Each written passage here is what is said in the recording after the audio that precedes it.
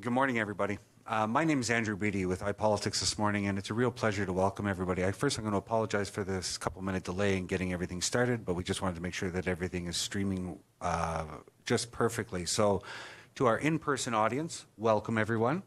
To our viewing audience who is watching us and following us live on Facebook this morning on the iPolitics page, welcome to you as well. Before I turn over the floor to Catherine Clark, I just want to say thank you for everybody for getting up really early this morning and coming and joining us.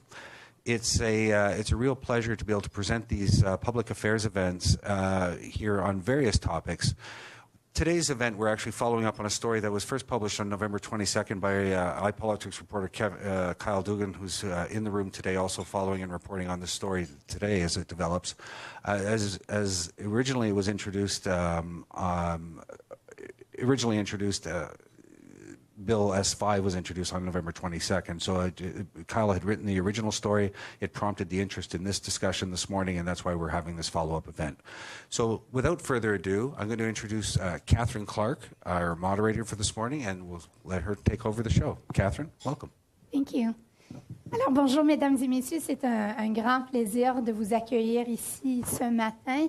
Thank you for starting your day with iPolitics Live. I was thinking this morning, a little too late, that today was a parka day, not a nice-looking winter coat day. We were joking at the back that no one needs a coffee on a day like this. One step outside and you're awake for 24 hours. But really delighted that you are here. This will be a fascinating discussion. And Andrew was talking a little bit about the proposed legislation. It's before the Senate. It would change the current act to the Tobacco and Vaping Products Act. It is known as Bill S5, and it would regulate vaping products as a separate class. It would also restrict vaping products to people under 18. So no one under the age of 18 would have access to them, should have access to them. It would also regulate ingredients, product standards, labeling and advertising, as well as helping to implement plain packaging for tobacco products.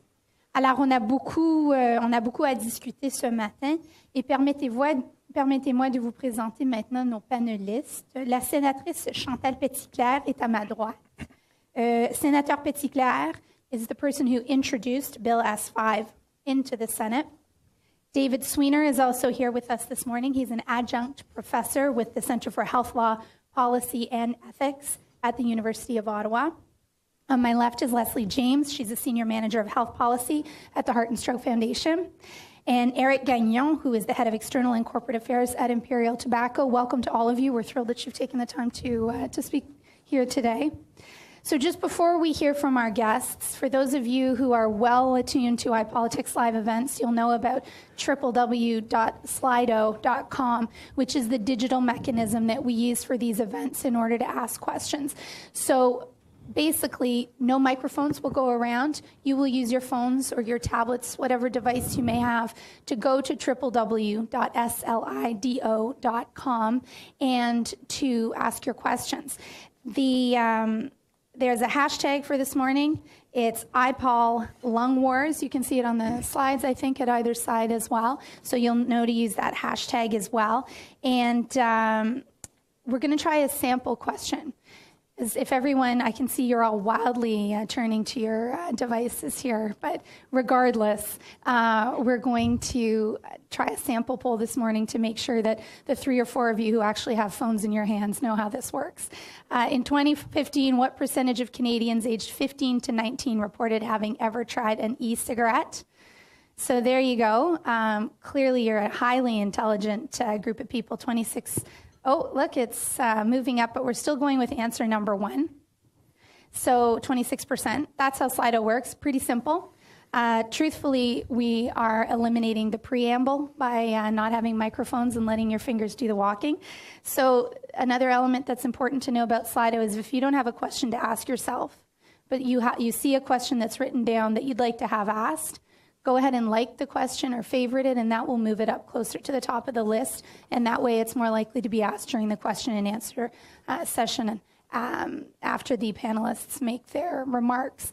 And with that, let us turn it over to our very patient guests. Alors, Madame la sénatrice, nous allons commencer avec vous. Avec plaisir.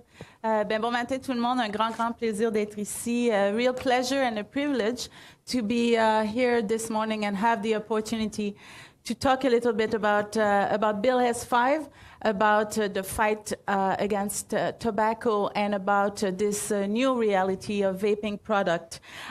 Before I do try to talk a little bit about what this bill is going to accomplish, I do want, because it's important to me, to have a quick reminder of not how is it going to be important, but why it's important. And to me, I was appointed as a new senator in April, and it will be no surprise to anybody because of me being a former Paralympic athlete, but also being a person with a disability, and also now being the mother of a 3-year-old, that health is the highest priority for me as a person and as a newly appointed independent senator. So when I was approached, I guess, or offered, or I don't know how is the right word, to sponsor Bill S5 in the Senate, I was truly happy to do it because it is about health, it is about protecting Canadians and making sure that we keep them as healthy as possible, and especially our youth. And this is what Bill S5 wants to do, and this is what it is going to do.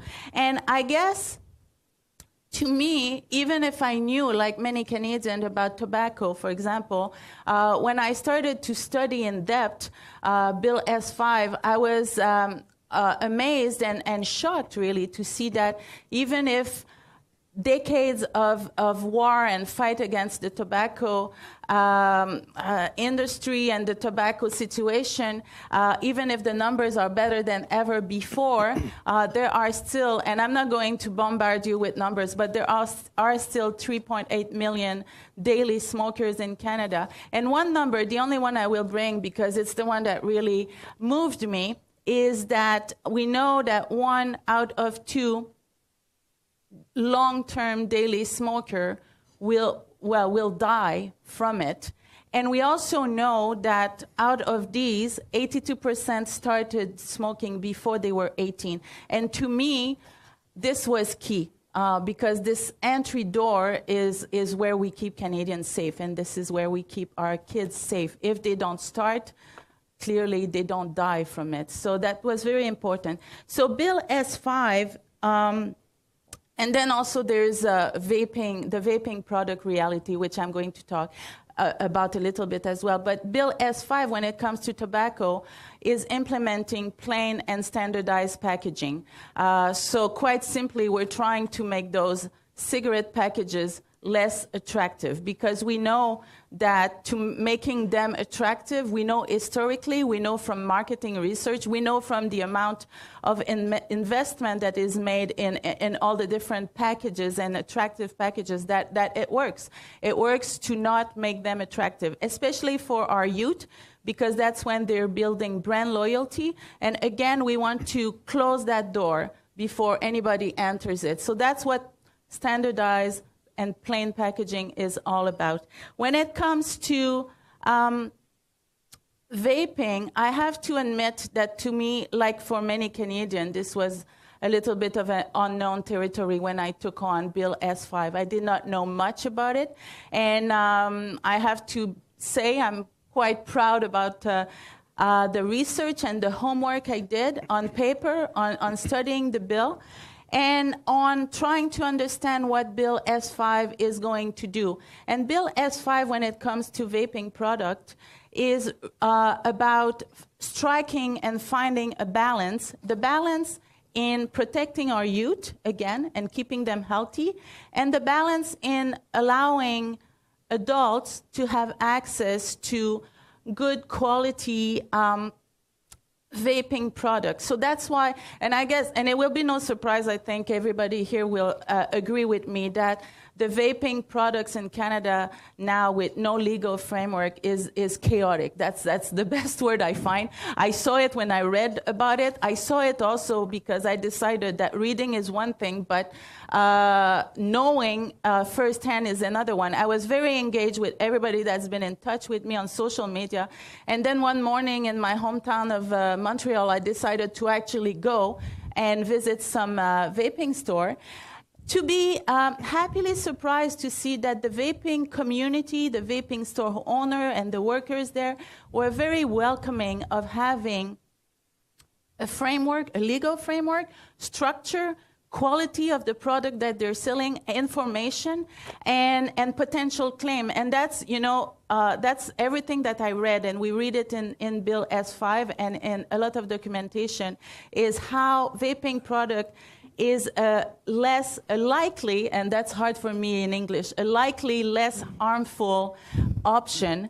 And I guess this is where the balance is how do we make it happen to protect our youth, to protect our young, for example, by banning under 18, and at the same time allowing it to adult, because it is possibly a cessation product for smokers, and that's very key. And I believe, and I will conclude in that because we will talk about it later, I believe that Bill S5 really is succeeding in striking that balance, and again, it will have a huge, important impact in protecting the health of all Canadians, especially our youth. So, merci.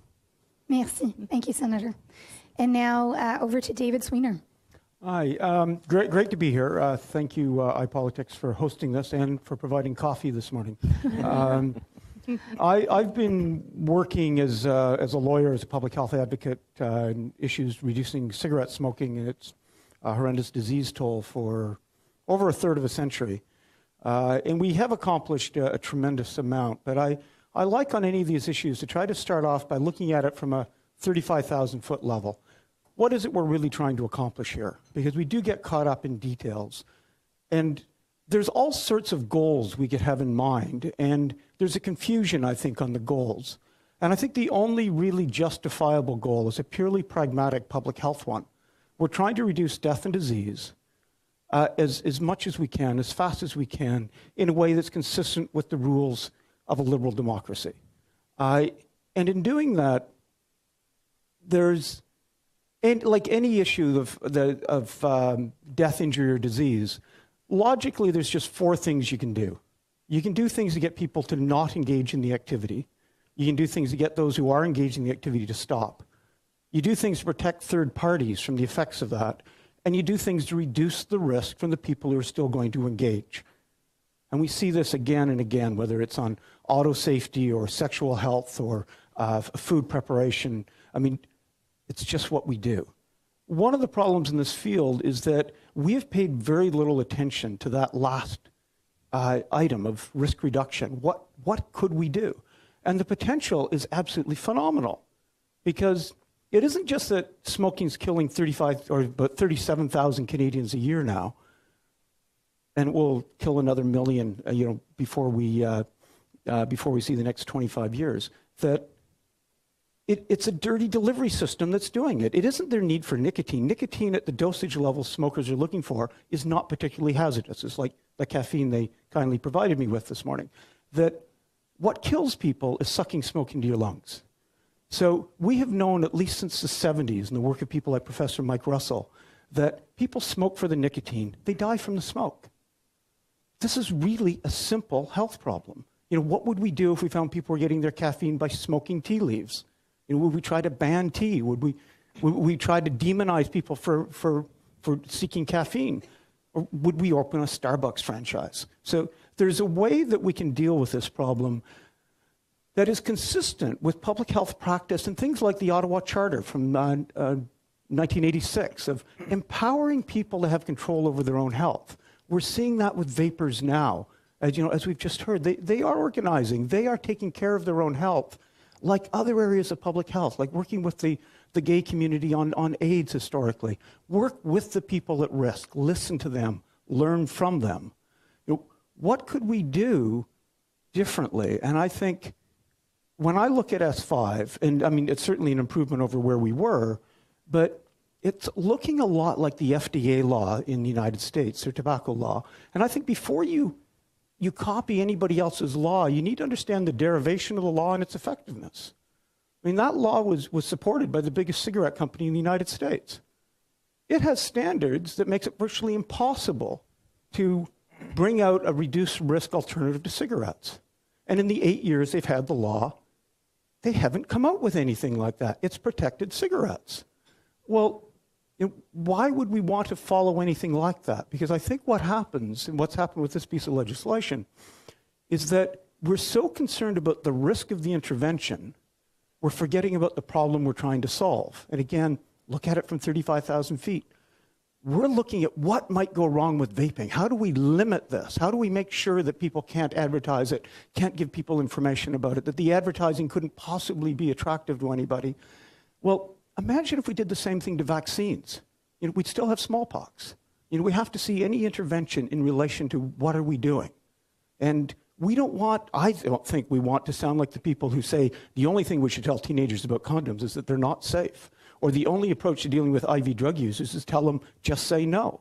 I mean, what we need to do is look at what's the intervention, what can we do to move people to the sorts of products that already exist, that the Royal College of Physicians tells us are in the range of, you know, likely to be at least 95% less hazardous than smoking. You know, other products that are in the pipeline, they're probably even less hazardous than that. Some that already exist, some forms of smokeless tobacco, are clearly less hazardous than that. And yet the public doesn't know it and they don't have access to it. So when we look at legislation that is looking at putting barriers in the way of the alternatives, I would say we need to do the opposite. It isn't just allowing people to do something. It isn't like just saying, well, you know, if you engage in risky sexual behaviors and if you really want to get condoms, I won't ban them. Saying, you know, go to a gay pride event. You know, we hand out condoms.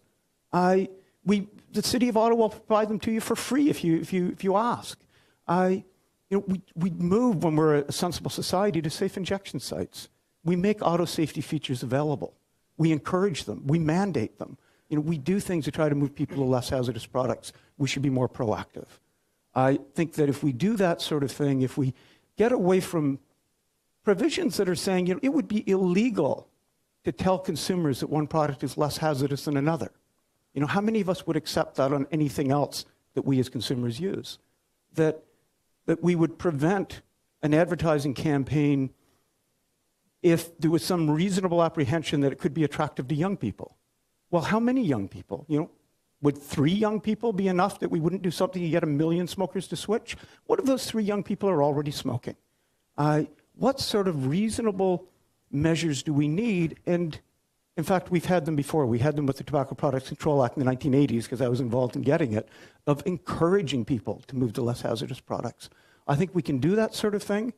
I think we have to watch out for any legislation that ends up protecting the cigarette trade more than it protects consumers.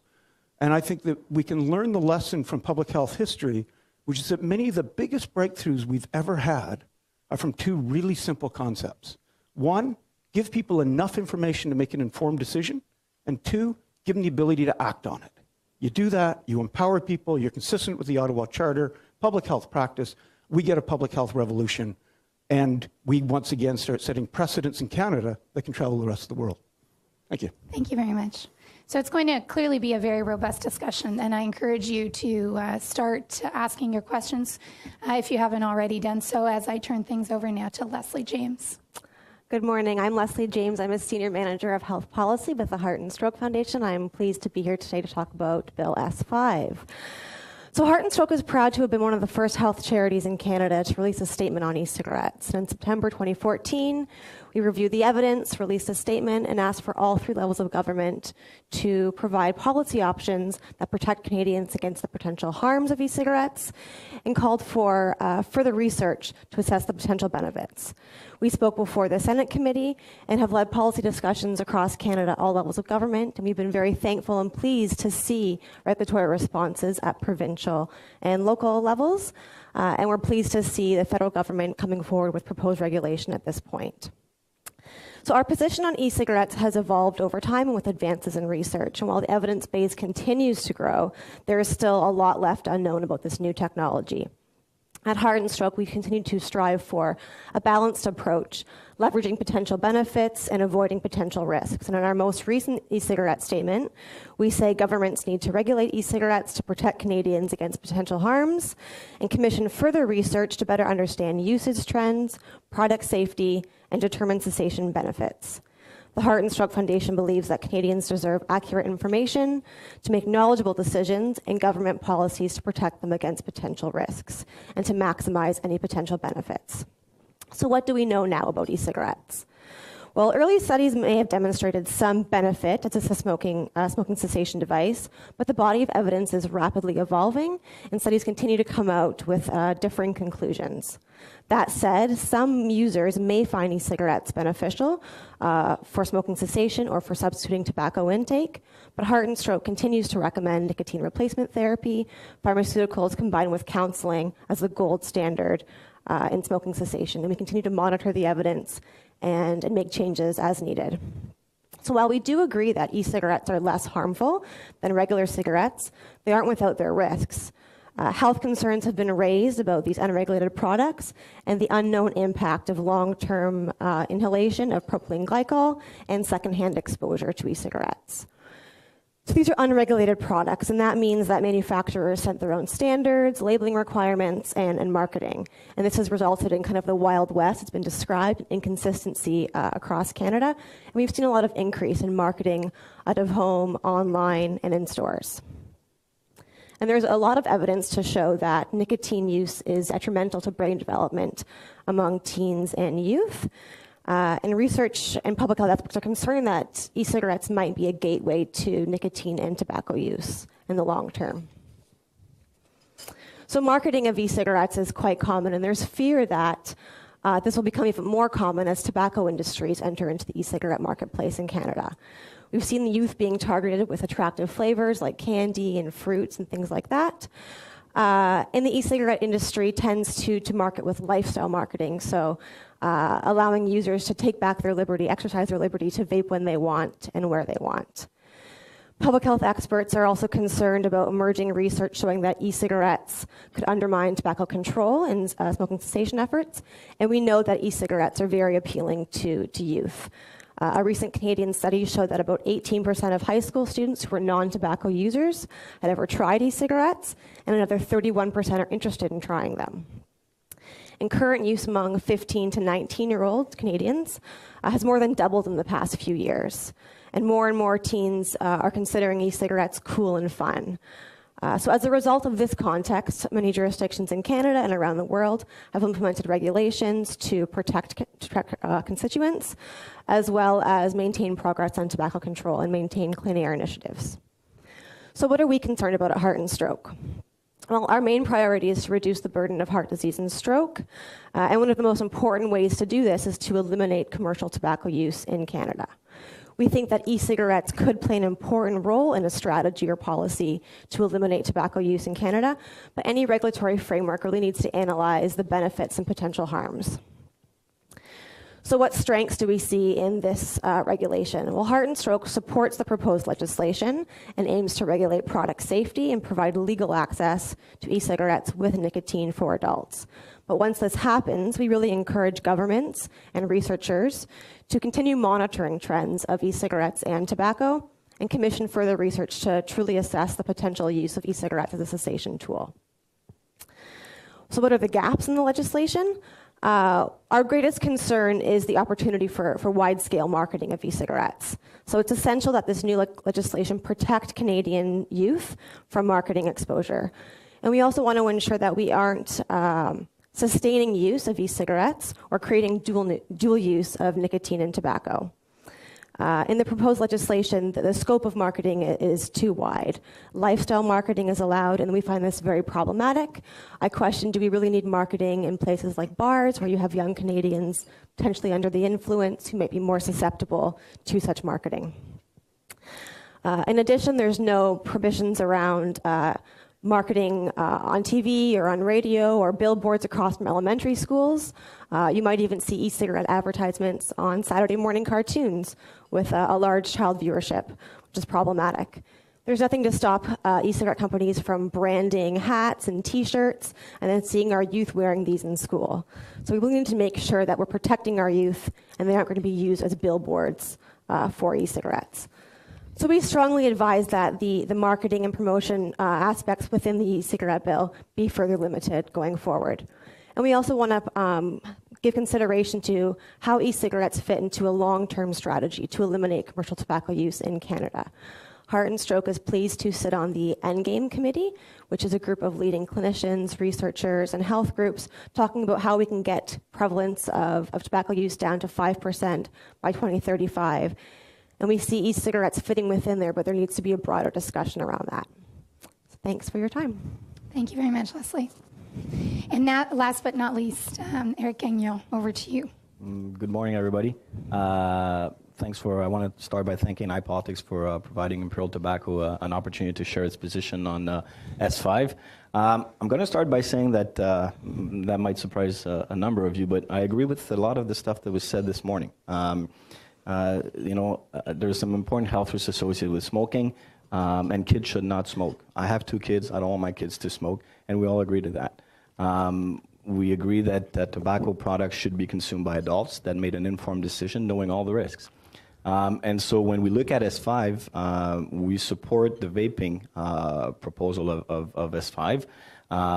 However, without proper regulation, we don't believe that S5 is going to achieve the objective, and we ask that the government, after the roll assent of S5, quickly moves forward with the regulatory framework in order for these products really to achieve their potential, less harmful potential.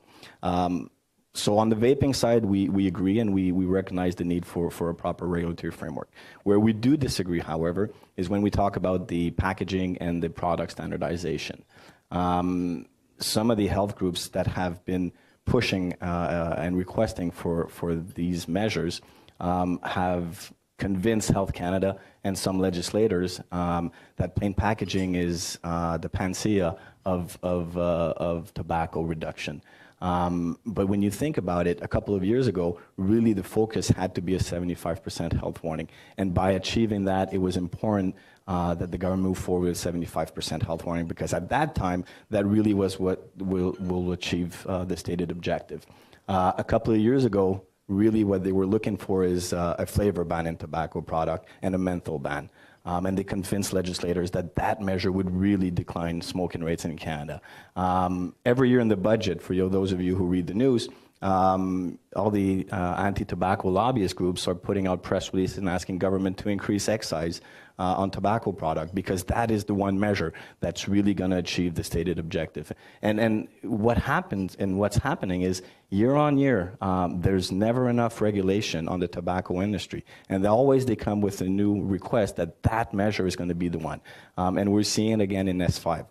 When you put things in perspective right now, 3% of Canadian youth, and this is the latest survey by Health Canada, 3% of Canadian youth right now are daily smokers. It's an all-time low. Even smoking rates in Canada is an all-time low. And some will say, well, that's why we need regulation, and that's what the regulation is doing. Just to put things in perspective, smoking rates in Canada has started declining since 1965, way before that excessive regulation and that ineffective regulation. That smoking decline rate has continued year on year. Even with all the measures introduced, that decline rate has never accelerated. And if all these measures were really working, I need to understand why we have the same smoking rate in Canada than we have in U.S. when U.S. doesn't have any of those excessive measures. U.S. doesn't have graphic health warning on tobacco packaging. The products are not hitting public view. Yet, They still have the same smoking incidence, and the smoking decline rate year on year is the same. And so when we look at plain packaging in itself, this is where we as an industry oppose excessive regulation. Plain packaging will not achieve any of the stated health objective. As most of you, probably like me, we are not smokers. But I need to remind you again that when you look at a cigarette pack today, 75% of the packages is a health warning. 75% of the package reminds people of that health risk. And the reason that the smoking rates are declining year on year is exactly because everybody knows there are important health risks with smoking. So trying to convince people and telling the Canadian population that by introducing plain packaging, that by standardizing the stick, the cigarette, that kids will not start smoking is absolutely false. There is not one study that suggests that kids start smoking because of the package. Not one. The Health Canada and StatsCan's result data says that the number one reason, and 75% of the kids who start smoking do it because of friends and family, not because of the packages. The package are hidden from public view. Nobody sees them. And nobody goes in the store one day, or a kid, and says, oh, you know what, today I think I'm going to start smoking. That's not the way it works. People start smoking because of friends and family. You got research that demonstrated that parents are buying cigarettes for their kids. I mean, that we cannot do anything about that. So this is why it's important, if the government is truly serious about public health, that they introduce measures that will have a positive impact. The best way to prevent youth smoking, and this is again by a study by StatsCan and Health Canada, is awareness and information and education. Yet Bill S5 does nothing to address that. And if the main objective here is public health and youth health, we're also asking why these health groups are not advocating for measures on other industries and other products. 3%, like I said earlier, 3% of kids today are smoking tobacco products on a daily basis. 17% of kids are smoking marijuana. 40% of kids are drinking alcohol. Yet, we don't hear about, plain packaging for alcohol products. A number of anti-tobacco lobbyist groups, when asked about their position on marijuana, said they don't even have a position on marijuana. So if really the objective here is youth protection, we're asking why we don't have the same lobbyist groups asking for measures on these other products.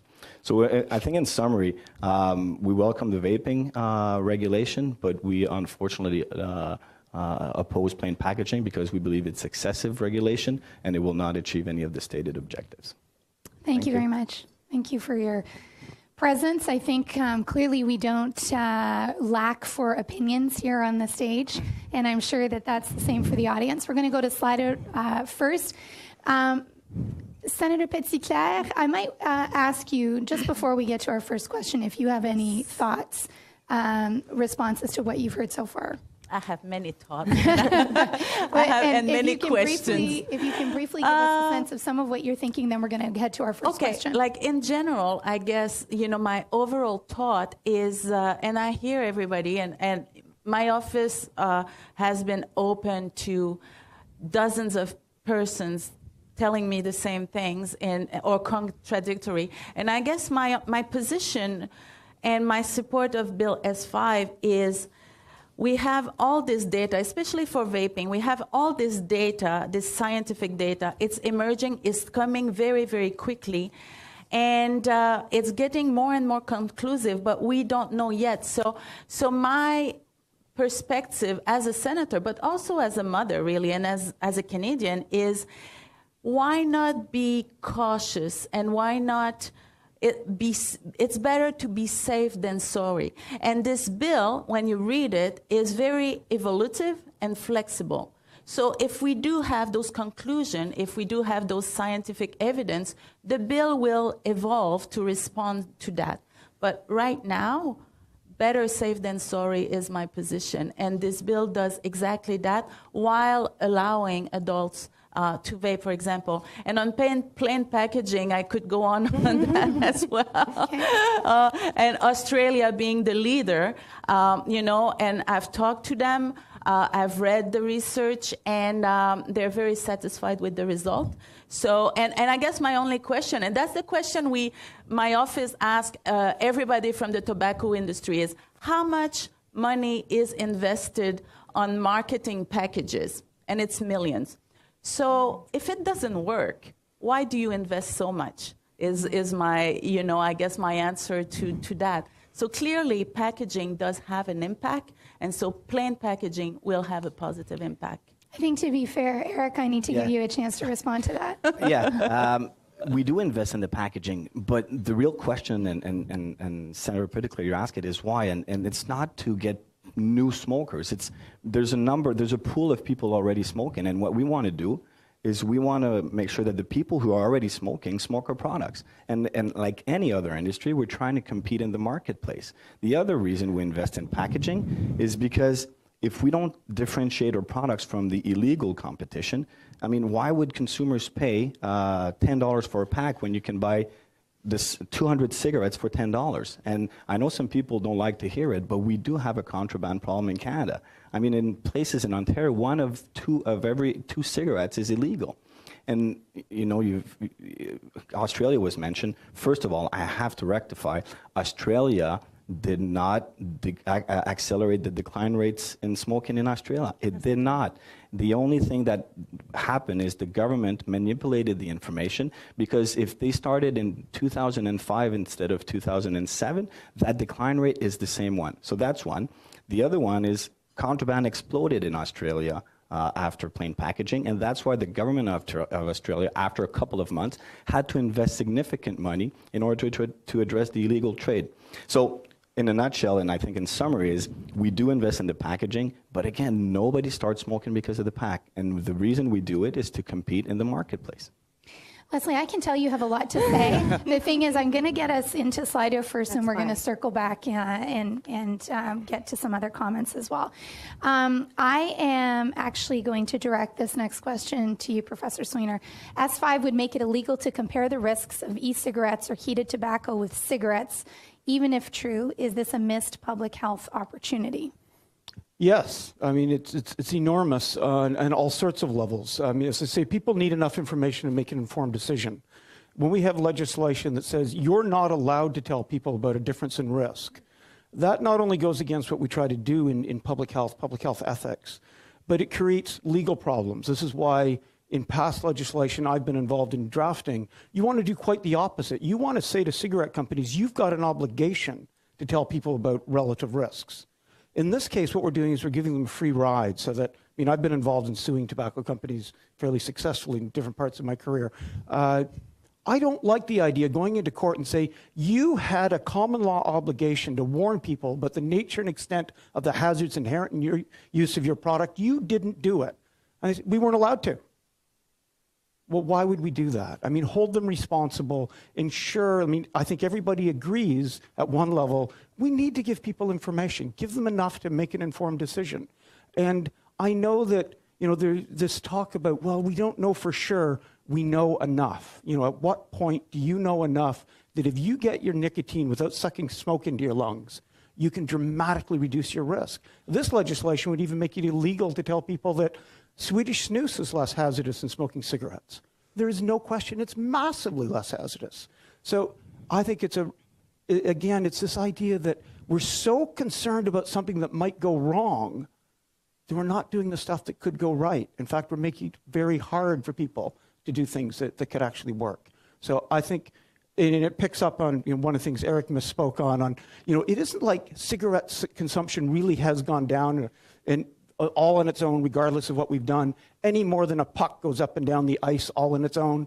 It's a matter of the forces that have been involved. And I've seen that because I've done it for over a third of a century. There are times where cigarette consumption doesn't go down very much. There are times when it plummets, and it's always explained by policy interventions. What are the things that we have done? Information is a key thing. Don't keep it away from consumers, get it to them. Leslie, I'm going to ask for you to add your thoughts at this point, too. And correct me if I'm wrong, but is there not an opportunity for e-cigarette industries to go through Health Canada for a vetting process if they do choose to make a health claim? So there might be an opportunity But as a drug, yeah. So that would cost millions of dollars and take years. So I've costed that out. But we need to allow for the government to have control over the messaging that are coming out related to risk. So I think that makes sense to have a vetting process through Health Canada, even if it takes 1, 2, 3 years. Well, it could be a matter of the standard, because we did have that in 1988 with the Tobacco Products Control Act, Section 17A, that in the event you had a product that could be shown to be less hazardous than an existing tobacco product and would be used in place of those products, the minister could give an exemption to allow the promotion of that product. It was a very simple process, and the tobacco industry managed to kick out that law. But I think it would have revolutionized things, because it's essentially what we did with pharmaceuticals, sanitation measures. I mean, so many other things. It's just getting people that information as rapidly as possible. And when you're counting 37,000 deaths a year, caution, slowness is measured in lives. I mean, how do we speed up that process to get that transition to happen and to encourage ever better products that are less hazardous, less addictive, the sorts of things that consumers already say they want to move to? So it isn't like smokers need to be convinced. So I'm going to follow up that point by asking the next question to the Senator. 6.1 million Europeans have stopped smoking using e-cigarettes. How will you ensure Canadian smokers have the same opportunity? Mm-hmm. And Eric, I might throw that to you next as well. Any thoughts on that? I do, and those numbers, I've seen them. I've seen other numbers as well. And again, it's very difficult until you have very, very solid scientific data documenting something. But this one I've seen, and I guess Bill S5 allow adults to use vaping products, controlled, good quality, with good information vaping product. So it's doing that. It's opening that door. That door will be open with S5. What it doesn't allow is for you to say it is a cessation device until you prove it, like you said. And to me, that's fair. I mean, as a consumer, if something is written on a package, no matter what it is, I want it to be proven. So when the harm or benefits of vaping products are scientifically, independently proven, there are a way. And that's how I said that this bill is flexible and evolutive. And it is open to, when those claims are official and proven, well, then it will be. But those 6.1 million Europeans who stopped smoking, Canadians that wants to use vaping or think or want or feel that vaping products will help them. And I've got tens of people personally writing to me to say, you know, it's the only thing that worked for me. So I know that. I have others who say it didn't work for me, but no matter, the door will be open with S5 for adults to use controlled, well, in a legal framework, good quality vaping products. And that's the key. Eric, your thoughts? Yeah, I think what's important, like I said earlier, S5 will make these products legal, which is the first step. I think what we need to be careful and watch for is that the regulatory framework is so stringent that it becomes impossible to communicate to consumers. And if you think of a couple of years ago, we had snus in the market in Canada, and actually snus disappeared. It did, because it was impossible to communicate to consumers. And we always hear about the reasons why is we got to be careful because, you know what, the tobacco industry is going to take this to, it's a gateway for smoking. It's a gateway. Well, it's not. Because what we know is we might have not, maybe we don't have all the evidence, but we have all the evidence on smoking. We know the harm associated with smoking. So if you don't provide the ability for consumers to switch, and if you're not able to communicate to them, they're going to continue smoking cigarettes. And like it or not, people will continue smoking. There's some people that will continue smoking, and if you're not able to tell them that there's a product that is potentially less harmful, that these products are available, they will continue smoking cigarettes. Leslie? Nothing further to add right now. Okay. Will the Senate committee reconsider these restrictions on advertising and marketing in the proposed legislation based on the University of Victoria report, Senator? We did receive that Victoria report and read it carefully. And I will answer to you the same thing that I've answered to everybody that's been in my office since I've been a sponsor, and all of my colleagues, is we will bring to committee every point of view and every scientific evidence and studies. Like I am committed, more than committed, I'm passionate to do a really, really good job in bringing everything that we have in committee and making sure that Bill S5 is and remains the best that it can be. This is another interesting follow-up question. I'm going to ask you to start with your comments on it first and then ask David for his. How does Bill S5 accomplish promoting harm reduction in switching to vaping if the bill restricts flavors and promotion of a harm reduction tool that works?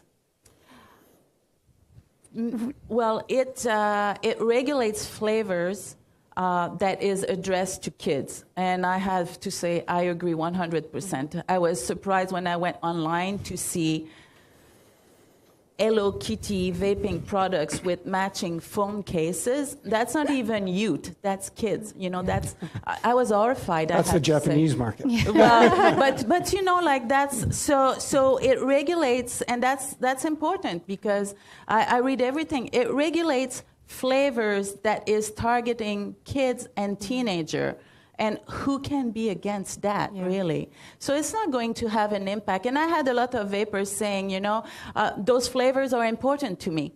So don't ban, like they thought we're banning, like the bill is banning flavor. It's not banning flavors. It's even banning the names of the flavors and marketing addressed to children and youth. That's completely different. So I think the adult consumer that wants to use vaping product, you know, they're going to keep access to all the flavors that they want. And we agree with that. You know, the way that it's framed in the legislation, confectionery flavors and dessert flavors will be banned, and those ones appeal to you. Exactly. But there's still a wide range available. So those who choose to vape have options, but we need to limit marketing to children, and that's what this legislation will do. So we're quite happy with that. Eric?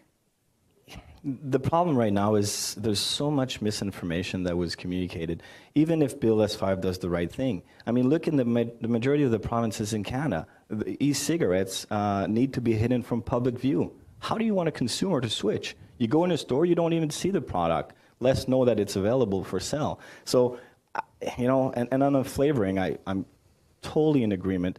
But wait, and we'll get back here in 5 years, and you'll see that today it's flavored, flavored appealing to youth, and then it's going to be menthol like tobacco. And you know, the anti-tobacco community has convinced legislators that menthol was for kids. It's not. I mean, it's not for kids. No kids smoke menthol. It's not cool. It's for old people. Yet it's banned across Canada today. So we just got to be careful with this misinformation and make sure that we do the things the right way. Now, I promised you second comment after that, and here you are fourth.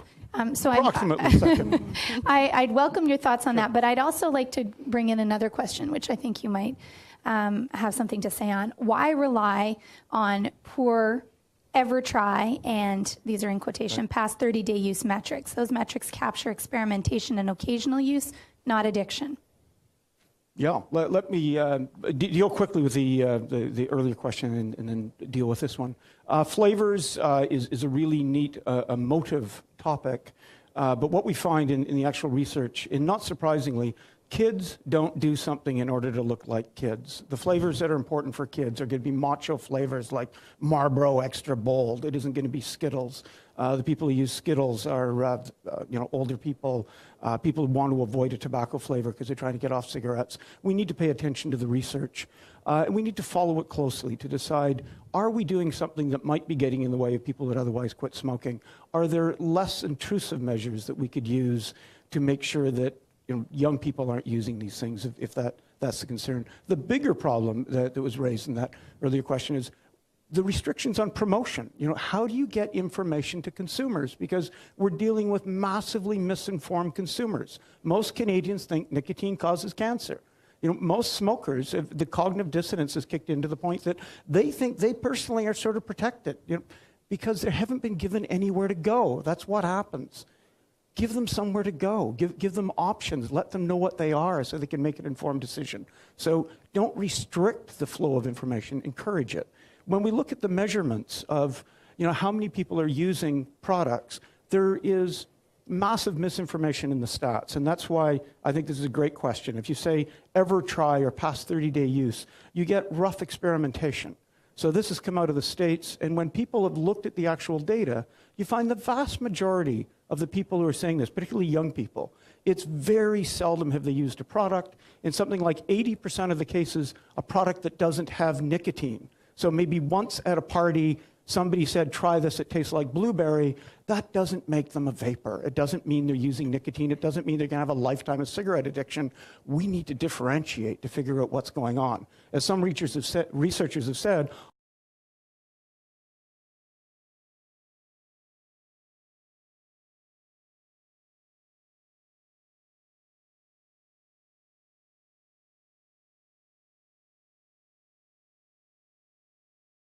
with a much more rapid decline in smoking, particularly among young people. And when we ban young people from accessing vaping products, we see higher rates of smoking. You know, is that what we want? You know, isn't that a classic unintended consequence? So I think we have to stay on top of this, and I think we have to constantly think of what would we do on other public health issues? You know, what would we say? You know, we will allow people to get access to condoms, but we won't allow them to market it because we wouldn't want people to make it look like a product somebody might want to use, and we certainly have to make sure no one under the age of 18 gets them, because there are states in the United States who do that sort of thing. And they got some of the highest pregnancy rates among teenagers and sexually transmitted diseases among teenagers. Let's not replicate that. Let's look at what we've learned from other public health issues. So in the interest of getting everyone out and on time to work at 9 o'clock, we're going to take one last question. And I think it's an interesting question because it is a very basic question. What's the difference between nicotine provided by drug companies and nicotine from e-cigarettes? I wonder who'd like to start with it. Leslie, would you like to start that? So I think that the challenge that we have now is that nicotine in e-cigarettes is unregulated, and we don't have consistent standards across the board. So the labeling and what's put in the e-cigarettes, we have no control over. So that's why we need these regulations. Nicotine that comes through NRTs is regulated by Health Canada. There are consistent standards, and there's verifications and quality assurance in place. And we're hoping to see that same thing for e-cigarettes in the future to really allow Canadians to make informed decisions and see what's in the products. Totally agree. I mean, right now it's chaos in the market. You read reports of e-cigarettes exploding in consumers' face, and we need to have the product standards, quality standards, high-grade nicotine. And so, yeah, totally agree. Great. Thank you. We'll look forward to seeing this legislation as it continues to evolve. Thank you, all of you, for your presence here and for the quite stimulating discussion. Et merci à vous aussi, mesdames et messieurs, pour votre présence parmi nous ce matin. I'll turn it over now to Andrew Beattie from iPolitics Live, who will share final thoughts. Well, on behalf of iPolitics, I really want to thank our panelists again this morning, and Catherine for doing a great job for moderating. I know we could go on ad nauseum on this topic, and we had over 60 questions that were posed. We didn't get to a fraction of them. For anybody who's attended an iPolitics Live event in the past, I tell you what I do with the questions. They were not for naught. We do bring them back to our newsroom. We will then, we know that there are good stories couched within questions. We're going to examine them. We're going to look at them carefully. We're going to see if there's ways in which we can expand upon the story as it progresses and as we follow the bill and follow all the activity that's going on regarding S5 right now. Just a couple of words real quickly for future events for those who are interested. On Thursday, we are going to be back here at the Rideau Club examining the future of Canadian media as we delve into the topic of called Bleeding Red Ink. We have a great panel set up on Thursday morning. Next week, we are looking at the effects of carbon pricing and what that's going to look like, especially as it relates to small and medium-sized enterprises. How are we going to price carbon? So we're going to be looking at that next Tuesday. That's February 7th. And then on February 9th, we're going to be examining gender equality and income inequality, following up on the recent World Economic Forum. There was a paper released by Oxfam on inequality, and we have the president of Oxfam Canada coming in here, and what does that mean from a Canadian perspective? So for all future events, ladies and gentlemen, I welcome you to join us. Go on to the iPolitics website, go to iPolitics Live, and please register. Space is still remaining for a couple of these events, so we encourage you to come out. And I want to thank you again on behalf of all of us at iPolitics for coming in and watching and enjoying the show this morning. Thank you again. Have a great day.